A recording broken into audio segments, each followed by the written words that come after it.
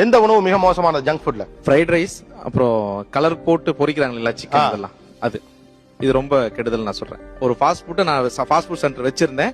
என்கிட்ட ஒரு 4 பேர் வேலை செஞ்சிருந்தாங்க. அதுல எல்லாமே எப்படி செய்யறோம், என்னென்ன யூஸ் பண்றோம் எல்லாமே எனக்கு தெரியும். அதனாலதான் என் உடம்பு ஏறினதுக்கு காரணம் அதனாலதான். ஆரஞ்சு ரெட் அப்படின்ற ஒரு கலர் தான் போடுவோம். இது சாதாரணமா நம்ம கடையில போய் கேட்டா கொடுக்க மாட்டாங்க.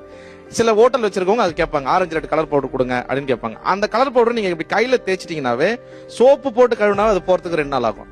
உங்க கையில சோப் போட்டு கழுவினாவே போறதுக்கு 2 நாள் ஆகும். சோ அதை தான் வந்து அந்த ஃபுட்ல சேர்க்கிறோம், அதை நம்ம சாப்பிடுறோம். இது அதுக்கப்புறம் அதுல போடுற அந்த சோயா சாஸ், ஒரு கேன் வாங்குறாங்கன்னா பாதி எடுத்துட்டு மிச்சத்துக்கு என்ன பண்ணுவாங்கன்னா, ஏற்கனவே மிச்சம் வச்சு அந்த ஆயில் அதுல ஊத்திக்குவோம். அந்த ஆயில் அதுல ஊத்திட்டோம்னா சேம் அதே கருப்பு கலர்ல அந்த சோயா சாஸ் மாதிரி இருக்கும். பாதி சோயா சாஸ் பாதி ஆயில்.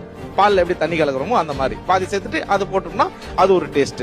ஒயிட் பெப்பர், எல்லாரும் சொல்லுவாங்க ஒயிட் பெப்பர் போட்டா தான் அந்த fried rice taste. White pepper பாத்தீங்கன்னா சாதாரண ஒரு 50 கிராம் 130 ரூபா 140 ரூபா ரேஞ்ச் வரும். 140 ரூபா கொடுத்து வாங்கி ஒருத்தர் 60 ரூபாய் 70 ரூபாய்க்கு ரைஸ் விற்க முடியாது.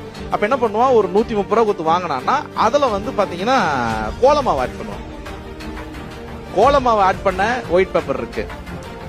நான் நடத்திருக்கேன் ஹோட்டல். நீங்க இதுல என்ன கேட்டீங்கன்னா நான் பதில் சொல்றேன். நீங்க கூப்பிட்டா இன்னைக்கு கூட வாங்க, எந்த ஹோட்டல்னாலும் நம்ம கூப்பிட்டு போய் காமிக்கிறேன். ஒயிட் பெப்பர்ல அதை சேர்ப்பாங்க.